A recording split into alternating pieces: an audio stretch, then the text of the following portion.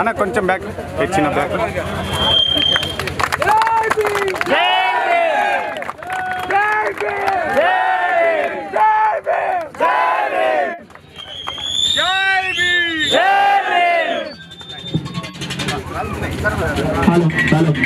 వేదిక మీద ఉన్నటువంటి జెడ్పీ వైస్ చైర్మన్ అయినటువంటి సోదరులు గౌరవనీయులు పీకు నాయక్ గారికి, అలాగే వైస్ ఎంపీపీగా ఉన్నటువంటి శ్రీనివాస్ గారికి, బీసీజేఏసీ కోఆర్డినేషన్ కమిటీ చైర్మన్ గా ఉన్నటువంటి హరిశంకర్ గారికి, అలాగే గ్రామ సీనియర్ నాయకులు కోవిశెట్టి నరసింహ గారికి, గ్రామ ఉప సర్పంచ్ రాజు గారికి, చంద్రమౌళి గారికి, సోదరుడు ఎంపీటీసీ గారికి, అలాగే ఉప సర్పంచ్ భిక్షపతి గారికి, ఎర్రోల గంగన్నకి, బాల నరసింహన్నకి, అలాగే జాలిగర్ నరసింహన్నకి, ఉపేందర్ గారికి, మేకల రామచంద్ర గారికి, సుదర్శన్ గారికి, అశోక్ గారికి, జాలిగ వెంకటేశ్వర్ వచ్చిందా జాలిగ వెంకటేశ్వర్ గారికి, సుధాకర్ గారికి, వెంకటస్వామి గారికి, ఈ కార్యక్రమాన్ని పేరు పేరున నమస్కారం తెలియజేస్తా ఉన్నా. సోదరులారా, ఇవాళ చాలా ఒక గొప్ప కార్యక్రమాన్ని ఈ గ్రామంలో మనం నిర్వహించుకుపోతున్నాం. అంబేద్కర్ విగ్రహ ఆవిష్కరణ. అసలు ఎవరు ఈయన అంబేద్కర్? ఈయనకు మనకున్న సుపరికం ఏంది? మనకు బాలుడు ఎట్లయితాడు అనేది ప్రతి ఒక్కరం తెలుసుకోవాల్సినటువంటి అంశం. అంబేద్కర్ తన జీవితం అంతా ఈ బక పేదల కోసమే పోరాటం చేసిండు. మీ తలరాతలు రాయడానికి, మీ తలరాతలు మార్చడానికి ఆయన జీవితం అంతా పరంగా పెట్టిండు. ఇవాళ నేను నిజంగా చాలా గర్వపడతా ఉన్నా, ఆనందపడతా ఉన్నా. ఇవాళ ఈ కాలనీ నుంచి, మన దళిత కాలనీ నుంచి మన యువకులు తెల్ల అంగి వేసుకుంటే నేను చాలా సంతోషపడతా ఉన్నా. అట్లా ఉండాలి వీళ్ళందరూ ఎప్పటికని కోరుకుంటా ఉన్నా. ఎందుకంటే తెల్ల బట్టలు వేస్తే ఎవడు ఓర్వకపోతుండే ఒకప్పుడు. ఇవాళ నేను గర్వపడతా ఉన్నా. మరి ఆ టీచర్ ఎవరు? నన్ను ఇక్కడ దాకా తీసుకొచ్చిన టీచర్ ఒక మాదిగోళ్ళ బిడ్డ, నా భార్య. ఆమె అవకాశం ఇస్తే నేను ఇదంతా చేయగలిగిన. మనమందరం కూడా ఆలోచన చేయాలి. ఆ బాబాసాహెబ్ అంబేద్కరే లేకపోతే ఇవాళ మన వాడలలో రోడ్లు ఇంత తొందరగా వస్తాయా? ఇవాళ సన్న బియ్యం బువ్వ మన ఇంటికి వస్తుందంటే కూడా ఆయన కట్టె పట్టుకొని నిలబడ్డాడు కాబట్టే వస్తా ఉంది. ఎవరో వేసే దయాదాక్షిణ్యం బిచ్చం కాదు అది. ఇవాళ మన కాలనీ నుంచి, మన గ్రామం నుంచి మన బిడ్డ మధు, వెంకటస్వామి గాని, వెంకటేశ్వర్లు గాని, ఇంకా కొంతమంది బిడ్డలు ఉద్యోగాలు సంపాదించారంటే ఆ అంబేద్కర్ పెట్టిన భిక్ష. ఒక్క మనకే కాదు, ఈ భూమి మీద ఉన్నటువంటి ప్రతి మనిషితో పాటు ఆఖరికి మనం ఇంటికాడ పెంచుకునేటువంటి కుక్కలు కూడా చంపకుండా హక్కులు సృష్టించి పెట్టినటువంటి వ్యక్తి బాబాసాహెబ్ అంబేద్కర్. అంబేద్కర్ గారు అనేకమైనటువంటి విద్యను అభ్యసించాడు. లండన్ రౌండ్ టేబుల్ సమావేశం జరుగుతూ ఉంటే అక్కడ గాంధీజీ ఒకవైపు, అంబేద్కర్ మరోవైపు. అంబేద్కర్ ఏమో ఈ దేశంలో ఉన్నటువంటి ప్రజలందరికీ సమాన అవకాశాలు, హక్కులు రావాలని ఆయన కొట్లాడుతూ ఉంటే, గాంధీ గారేమో దళితులకు ఎక్కువ హక్కులు వద్దని చెప్పి ఆయన కూర్చున్నాడు. ఆడ రౌండ్ టేబుల్ సమావేశంలో అది జరుగుతున్నటువంటి క్రమంలో ఒకరోజు ఇంటర్నేషనల్ మీడియా అంతా గాంధీ గారి దగ్గరికి పోయింది. గాంధీ గారి దగ్గరికి ఆ మీడియా వాళ్ళు, పేపర్ వాళ్ళు పోయి ఇంటర్వ్యూ చేద్దామని పోయేసరికి గాంధీ గారు నిమ్మలంగా నిద్రపోయినాడు. ఇంట్లో నిద్రపోయినాడు. కొట్టినా గొల్లెం కొట్టినా కానీ లేవలే. అదే అంబేద్కర్ గారిని మళ్ళా ఇంటర్వ్యూ చేద్దామని పోయేసరికి రాత్రి 2 గంటలకు కూడా ఆయన కూర్చొని రాస్తా ఉన్నాడు. ఏంది అంబేద్కర్, మీ గాంధీ అట్లా నిద్రపోయిండు, మరి మీరెందుకో ఇక్కడ మేల్కొని రాస్తున్నారంటే, నా ప్రజలు నిద్రావస్థలో ఉన్నారు, ఇంకా వాళ్ళు తెలివికి రాలేదు కాబట్టి నేను మేల్కొని నేను వాళ్ళ కోసం పనిచేస్తా ఉన్నా, వాళ్ళేమో మేల్కొని ఉన్నారు కాబట్టి ఆయన నిద్రపోయి ఉన్నాడు అని చెప్పాడు. ఇక్కడ గాంధీ గారిని ఫాలో అయితే మనం గోసి కట్టుకోవాలి, అంబేద్కర్ ఫాలో అయితే సూట్ వేసుకోవాలి. మహిళలు కూడా చాలా మంది ఇక్కడ ఉన్నారు. మీ అందరు కూడా చెప్తా ఉన్నా, అంబేద్కర్ విదేశాల్లో చదువుకొని తన సహకరించినటువంటి రాజు దగ్గరకు వస్తే బాగా చదివచ్చిందని ఆ రాజు సన్మానం చేస్తుంటాడు అంబేద్కర్ కి సన్మానం చేస్తా ఉంటే అంబేద్కర్ వాళ్ళ తల్లి, ఏది ఆ తల్లి, మా తల్లి, ఆయన సతీమణి రమాబాయి, ఆమెకు కట్టుకోవడానికి కూడా చీర లేకపోతే చినిగిపోయింది చీర. నేను ఆ సభకు పోతే నా భర్తను చూసి నవ్వుతారేమో, నాకు చిరిగిపోయిన చీర ఉందని నవ్వుతారేమో అని ఆ తల్లి చెట్టు తాడుకుంటి నిలబడి ఆయన సన్మాన కార్యక్రమాన్ని చూస్తా ఉంది. ఏది ఆ చిరిగిపోయిన చోట ఆయన గప్పిన శాల్వ గిత్త గుడ్డు ఉంటే కుట్టుకొని వచ్చి ఆ సాటుకు నిలబడి చూస్తా ఉంది. అంబేద్కర్ గారి సతీమణి, ఆ ధర్మపత్ని, ఆ మహనీయురాలు రమాబాయి ఎంత గొప్ప మహిళ. అంబేద్కర్ గారు చదువుకోవడం కోసం ఆమె నానా కష్టం పడ్డది ఆయనను చదివించడం కోసం. కడుపున పుట్టిన పిల్లలకు తిండి లేక చచ్చిపోతుంటే కూడా ఆ తల్లి నువ్వు చదవాలయ్యా, మన బతుకులు మారాలయ్యా అని కోరుకున్నది. అంబేద్కర్ వాళ్ళ తల్లి ఇంటి పేరు తల్లి సక్పాల్ అని ఉంటదమ్మా. ఆ సక్పాల్ అనే పేరు తెచ్చిన పెద్ద బిడ్డకు పెట్టిన సక్పాల్ అని. ఇక్కడ మనం గమనించాల్సిన విషయం ఏంటంటే, పూలే ఇంట్లోకి ఒక పేరు తీసుకొచ్చిన, అంబేద్కర్ ఇంట్లోకి ఒక పేరు తీసుకొచ్చిన, ఇద్దరు బిడ్డలకు పెట్టిన. మరి అంబేద్కర్ చదివిన చదువుకు ప్రపంచమంతా మోకాళ్ళ మీద నిలబడి అయ్యా మా దేశం రా, మా దేశాన్ని నేలు అనేటువంటి పరిస్థితి. అంత చదువు చదివిన తండ్రి ఆయన భార్య ఎట్లా చనిపోయిందమ్మా? ఒంట్లో రక్తం లేక చచ్చిపోయింది తల్లి, రక్తహీనతతో చచ్చిపోయింది. మన కళ్ళల్లో, మన శరీరంలో రక్తం నింపడం కోసం ఆయన రాత్రి పగలు కూర్చొని రాసి మన తలరాతలు మారుస్తా ఉంటే, అంబేద్కర్ గారి సతీమణి ఒంట్లో రక్తం లేక రక్తహీనతతో చచ్చిపోయింది. మరి అటువంటి గొప్ప మనిషి ఇవాళ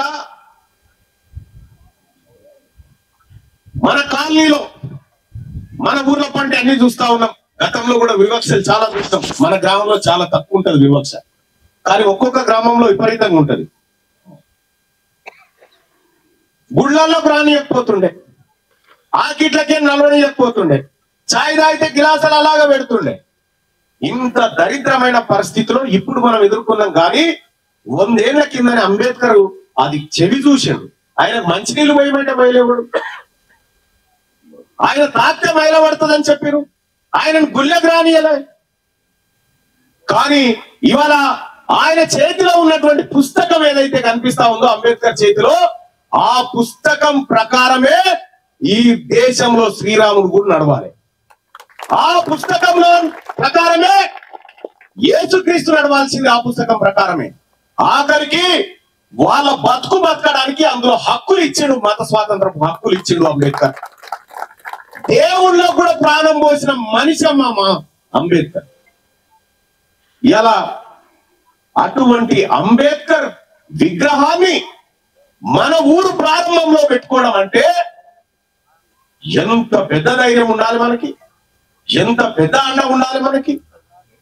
ఇవాళ బాబాసాహెబ్ అంబేద్కర్ ఏప్రిల్ 14న పుట్టిండు. ఇదే జ్యోతిబా పూలే గారు, బాబాసాహెబ్ అంబేద్కర్ నా గురువు అని ఎవరైతే భావిస్తాడో జ్యోతిరావు పూలే గారిని నా గురువు అని భావించుడు. ఆయన పుట్టినరోజు ఇప్పుడే ఉన్నది. ఈ ఏప్రిల్ మాసం అంతా మన మహనీయులు పుట్టిన రోజులున్నాయి. మన మహనీయులు పుట్టిన రోజుల్లో మనకేం చెప్తా ఉన్నారంటే ఈ ఏప్రిల్ నెల అంటే ఏప్రిల్ ఫూల్ అని చెప్తా ఉన్నారు.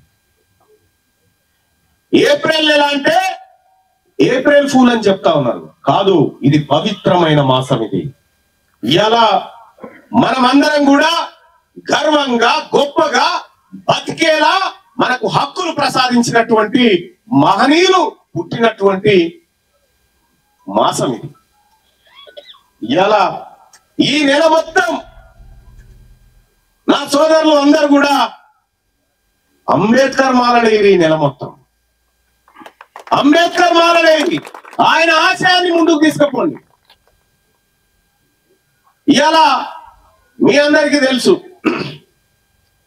నేను చేస్తున్నటువంటి పోరాటంలో ఈ గ్రామ యువత పార్టీలకు అతీతంగా నాకు వెన్నుదన్నుగా నిలబడ్డది. మీరిచ్చిన ధైర్యంతో ఇవాళ రాష్ట్రంలో ఒక భారీ ఉద్యమాన్ని ప్రజాక్షేత్రంలోకి తీసుకురాబోతా ఉన్నాం. కానీ ఒకటై చెప్తా, నేను ఇక్కడ పుట్టుక మీ మధ్యలో పెరిగినటువంటి ప్రతి విషయాలు మీకు అందరికి తెలిసినాయి. నేను పోయినటువంటి క్రమంలో ఎక్కడన్నా ఈ గ్రామస్తులు పోయి తీన్మార్మలన్న మా ఊరి బిడ్డాయా అని గర్వంగా చెప్పుకునేటట్టు చేసినా చెడగొట్టే పని చేసినా మీరు ఒకసారి ఎక్కడికి పోయినా ఈ బిడ్డ మా ఊరి బిడ్డ, మా అన్న, మా సోదరుడు, మా తమ్ముడు గర్వంగా. ఇవాళ ఒకసారి మందకృష్ణ మాదిగ గారు నా స్టూడియోకి వచ్చారు. మాట్లాడుతుంటే మందకృష్ణ మాదిగ లేచి ఓరయ్యా నువ్వు మా ఇంటర్లు రా అని చెప్పి, నేను కూడా భావిస్తా ఈ దళిత కాలనీకి నేను అల్లుందే 100%. ఇంకా చెప్తా ఉన్నా, ఇక్కడ అంబేద్కర్ విగ్రహం ఏదైతే అంబేద్కర్ దేవుళ్ళకు హక్కులు ఇస్తే ఏ అంబేద్కర్ అయితే గుళ్ళల్లోకి రాలేదో ఆ పేర్లు మన దళిత వాడల గోడలకు కనిపిస్తా ఉన్నాయి. దళిత వాడల పొంటి ఇళ్ళ గోడలకు కనిపిస్తా ఉన్నాయి ఆ పేర్లు. జాగ్రత్త, చూసుకోండి అవేంటి అనేది. ప్రతి ఇంటికి జై భీమ్ అని రాసి ఉండాలి.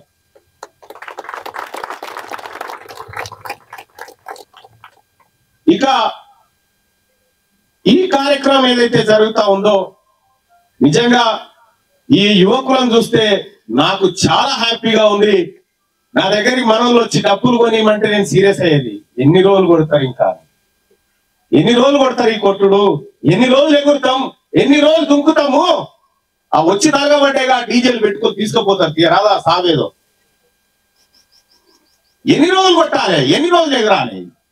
వాళ్ళు మద్యం పోపిస్తారు, తాగాలి, ఎగరాలి, దుంకాలి, పోవాలి. ఇదా దండమారాజు? ఇది కాదు కదా మన బతుకు. ఇవాళ ఒక బీసీ నాయకత్వం మీద మీరు పోతా ఉన్నటువంటి క్రమంలో ఆ క్రమంలో నేనేం చేసినా వాళ్ళు హెలికాప్టర్లు వాళ్ళే ఎక్కుతారా అని చెప్పి నేను ఒకటి వేసుకొని పోయినాడు. హెలికాప్టర్లో దిగితే వాళ్ళ కళ్ళ మంట, వాళ్ళ కడుపు మంట చూసి నాకే ఒక్క బిడ్డ, ఒక మాదాపురం బిడ్డ హెలికాప్టర్ వేసుకొని పోతే వాళ్ళకు ఎంత బాధ అయిందో మీరు చూస్తారు కదా. అంటే ఒక బీసీ వాడు ఒక దళిత బిడ్డను చేసుకునేటోడు హెలికాప్టర్లో తిరుగుతాడు. హెలికాప్టరే కొంటారా భయ అని చెప్పిన, హెలికాప్టరే కొంటా అని చెప్పిన.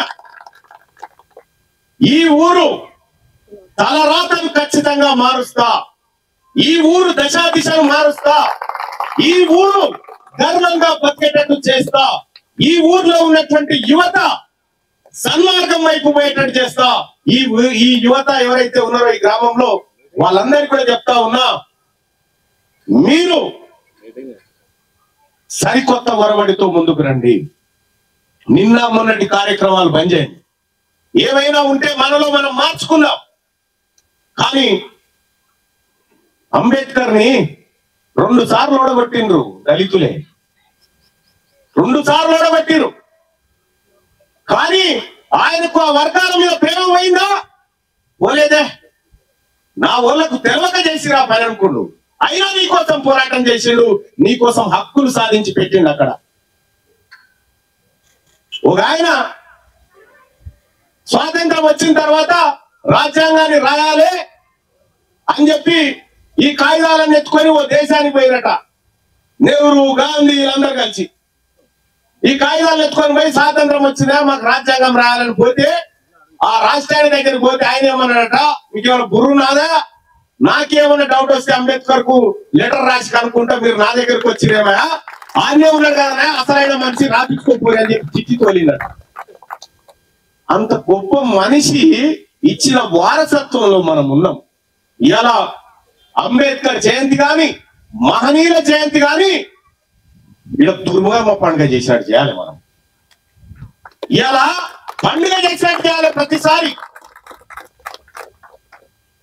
ఇవాళ ఈ మాదాపురం గ్రామంలో అంబేద్కర్ విగ్రహావిష్కరణ కార్యక్రమం చాలా గొప్పగా జరుగుతా ఉంది. ఈ జరిగేటువంటి క్రమంలో మీరందరూ కూడా ఐక్యంగా ముందుకు వచ్చి ఇలా తెల్ల బట్టలు ఇదే నమూనాలు కనిపించాలి. ఎప్పటికీ మీరైతే చూసుకోండి, ఇదే నమూనాలో మీరెవ్వరికి తక్కువ కాదు రాబాయి, మేము అందరికంటే ఎక్కువ నిరూపించాలి. ఆ తరీకలో మీరు మంచిగా రెడీ కావాలా, మంచిగా అన్ని వసతులు వాడుకోవాలి, అన్ని వసతులు వాడుకొని పైకి రావాలా. మీరందరూ ముందుకు వచ్చే క్రమంలో మీ సోదరుడు, మీ ఆడబిడ్డని చేసుకున్న సోదరుడు తీన్మార్ మల్లన్న ఎల్లప్పుడూ మీకు అండగా ఉంటాడని చెప్పి తెలియజేస్తా ఉన్నా. మా మామ ఎప్పుడు అల్లుడా అల్లుడా అని పిలుస్తా ఉంటాడు నన్ను. ఆ జామ పండ్లో ఏవో పండ్లు అమ్మేటప్పుడు. అంటే అంత మంచి రిలేషన్ ఈ గ్రామంలో ఉంది. ఈ గ్రామమే దేశానికి ఆదర్శం కావాలి, ఈ గ్రామమే ఈ రాష్ట్రానికి ఆదర్శం కావాలి. మనం ఎంత ఐక్యంగా ముందుకు పోతా ఉన్నామో అంతే ఐక్యంగా మనం సాధించుకోవాల్సినటువంటి అంశాలు ఎన్నో ఉన్నాయి. సో కాబట్టి మీరందరూ కూడా మరింత ముందుకు వచ్చి మన మహనీయుల చరిత్రను మన భవిష్యత్ తరాలకు తెలియజేయాలి. ఇప్పుడు మన ముత్తాత ఎవడో మనకు యాదికే ఉండదు, ముత్తాత ఎవడో మనకు యాదికే ఉండదు. కానీ 1956లో చనిపోయినటువంటి అంబేద్కర్ బొమ్మ ఇంకా యాది పెట్టుకుంటున్నాం. ఆడ హైదరాబాద్ లో 125 అడుగుల ఎత్తుతో ఉంది. ఒకసారి మీ పిల్లల్ని గడ్డి పండి గుట్టల పండి తీసుకుపోకుండా గడ్డి తీసుకుపోయి ఒకసారి చూపెట్టినారు. ఆయన ఆ ట్యాంక్ బండ్ కాడికి పోతే ఆడ కనిపిస్తాడు, తీసుకుపోయి ఒకసారి ఎగ్జిబిషన్ పోయి తీసుకుపోయినారు. నేను 2 బస్సులు పెడతాను ఏమన్నాడు, తీసుకొని పోయి అందరినీ 2 బస్సులు పెడతా పోయి అంబేద్కర్ విగ్రహాన్ని తీసుకుపోయి అట్లా పోయి ఆయన పెట్టిన భిక్షతో నడుస్తున్న అసెంబ్లీని చూసినా పోయి అడిగిపోయి. ఇవాళ ప్రతి మెతుకు అంబేద్కర్దే, మనం తింటున్న ప్రతి మెతుకు ఆయన పెట్టిన భిక్షమే. కాబట్టి మీరందరూ కూడా అంబేద్కర్ ఆశయాలను, పూలే ఆశయాలను ఈ గ్రామంలో సంపూర్ణంగా నింపాల్సినటువంటి అవసరం ఉంది.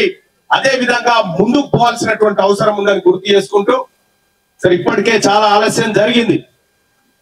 ఈ విగ్రహ దాతలు గాని ఈ కార్యక్రమానికి సహకరించినటువంటి అందరు కూడా చెప్తా ఉన్నా, స్థలదాత బాలేశెట్టి గారు, అలాగే విగ్రహదాత వెంకటేశ్వర్లు, జాలిగం వెంకటేశ్వర్లు గారు, జాలిగం వెంకటేశ్వర్లు, అలాగే ఎర్రల వెంకట స్వామి, మధు గారు, జాలిగం లక్ష్మణ్ ప్రసాద్ గారు, వెంకటేష్ గారు, అలాగే ఈ స్థలదాత అయినటువంటి చింత బాలాంజలి బాలయ్య గుప్తా గారు, చింత స్వాతి రాజేష్ కుమార్ గారు, అలాగే అందరికి కూడా పేరు పేరున మరొక్కసారి ధన్యవాదాలు తెలియజేసుకుంటూ జై భీమ్, జై భీమ్.